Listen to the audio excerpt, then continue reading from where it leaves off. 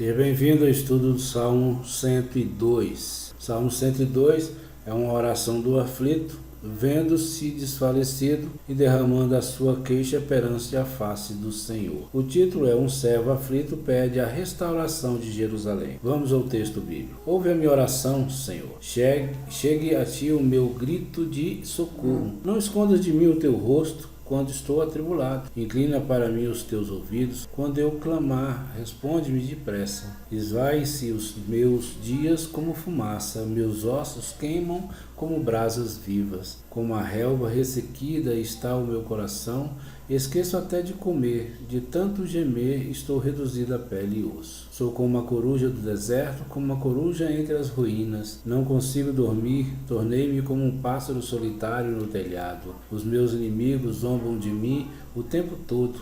Os que me insultam usam meu nome para lançar maldições. Cinzas são as minha comida, e aí com lágrimas misturo o que bebo, por causa da tua indignação e da tua ira, pois me rejeitaste e me expulsaste para longe de ti. Meus dias são como sombras crescentes, sou como uma relva que vai murchando. Tu, porém, Senhor, no trono reinarás para sempre. O teu nome será lembrado de geração em geração. Tu te levantarás e terás misericórdia de Sião, pois é hora de lhe mostrares compaixão.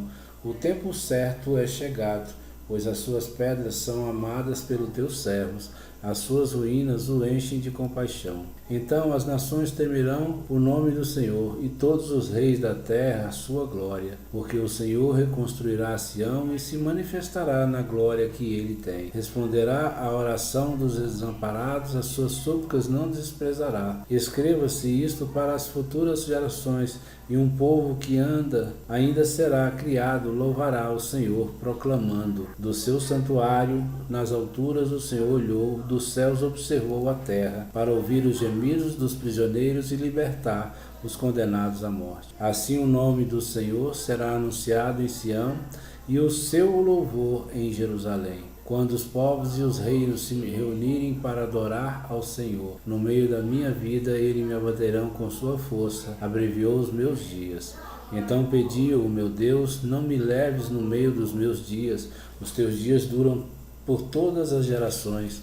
No princípio firmaste os fundamentos da terra, e os céus são obras das tuas mãos. Eles perecerão, mas tu permanecerás. Envelhecerão como vestimentas, como roupa tu os trocarás, e serão jogados fora. Mas tu os permanece o mesmo, e os teus dias jamais terão fim. Os filhos dos teus servos terão uma habitação, os seus descendentes serão estabelecidos na tua presença. Este salmo pretende no título ser uma oração do aflito, quando ele está sobrecarregado e expõe sua reclamação diante do Senhor. É uma oração feita de súplicas fervorosas, como a de alguém que estava em grande aflição, quer se refira às suas próprias dores individuais, quer fale como um do povo. A palavra aflito significa aqui um sofredor, aquele que está em apuros. A palavra está no singular e é frequentemente aplicada a uma pessoa que está com problemas, qualquer que seja a natureza deste problema. A palavra traduzida como oprimido significa cobrir apropriadamente como uma vestimenta, vestir e estar, ser coberto com trevas, aflição, tristeza, conforme ali no Salmo 61, versículo 2. Este é o significado aqui, e isto denota um estado em que a alma está envolta em tristeza e tristeza. A palavra traduzida como reclamação significa propriamente meditação. Então, gemendo, a expressão de tristeza. Não significa necessariamente como a palavra que significa conosco, encontrar defeitos ou expressar insatisfação, mas antes denota aquela profunda tristeza que encontra expressão em sons baixos e lamentosos, não em clamor turbulento e alto, mas em notas suaves, em sons proferidos não porque se deseje reclamar, mas porque a tristeza é tal que encontra vazão. E aí nós devemos comparar com 1 Samuel, capítulo 1, versículo 16, em 1 Reis, capítulo 18, versículo 27, em Jó, capítulo 7, versículo 13, em Jó, capítulo 9, versículo 27, em Jó 10, versículo 1, em Jó 21, versículo 4, e no Salmo 55, 2 e o Salmo 64, 1, em hebraico. Em que ocasião ou que Por quem esse salmo foi composto não é possível determinar agora. Hensberg e Alexander supõem que foi por Davi.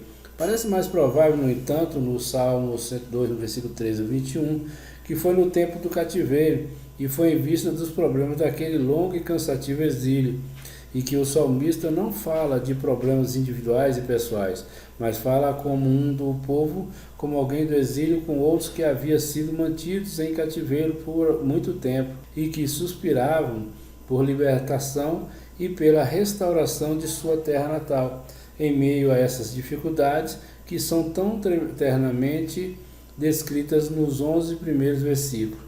Ele viu evidências encorajadoras de que o Senhor estava para manifestar sua misericórdia e restaurar o povo à sua terra natal. E ele roga muito fervorosamente a Deus com base em que ele era fiel e imutável, que assim se interporia e realizaria o desejo sincero do seu povo aflito. A linguagem, de fato, no Salmo é de um indivíduo, e o autor do Salmo fala de suas próprias tristezas pessoais, mas pode ser como um entre muitos que foram igualmente esmagados e oprimidos, de modo que a linguagem usada para representar sua tristeza pode descrever as tristezas experimentadas por outros nas mesmas circunstâncias. Indiscutivelmente, a linguagem usada no Salmo expressaria os sentimentos de muitos hebreus piedosos no tempo do exílio, a tristeza, as esperanças acalentadas, as orações de muitos daquele cativo prolongado e doloroso. O Salmo ele pode ser dividido em 3 partes. Do versículo 1 ao 11, do versículo 12 ao 22 e do versículo 23 ao 28. Do versículo 1 ao 11 é uma descrição das dores do autor do Salmo, como representante da condição e sentimentos dos exilados. Nisso a linguagem de lamentação e reclamação predomina. Do versículo 12 ao 22, os fundamentos da esperança, as indicações de libertação, as evidências de que Deus estava para mostrar favor a seu povo e restaurá-lo em seu próprio país, que o tempo estabelecido para favorecer Sião estava para chegar. E do versículo 23 ao 28, a terceira parte, a confiança do salmista em Deus na base da sua imutabilidade, no fato de que Deus é sempre o mesmo, que suas promessas devem ser seguras, que seus propósitos não devem ser cumpridos, que os próprios céus e a terra mudariam e que os céus envelheceriam como a roupa e desapareceriam, mas que Deus não mudou, não mudaria. Tudo o que ele falou deve ser verdade, tudo o que ele propôs deve ser realizado. Tudo o que ele prometeu deve realmente acontecer. Até o próximo encontro nosso no Salmo 103. Deus abençoe a todos em nome de Jesus.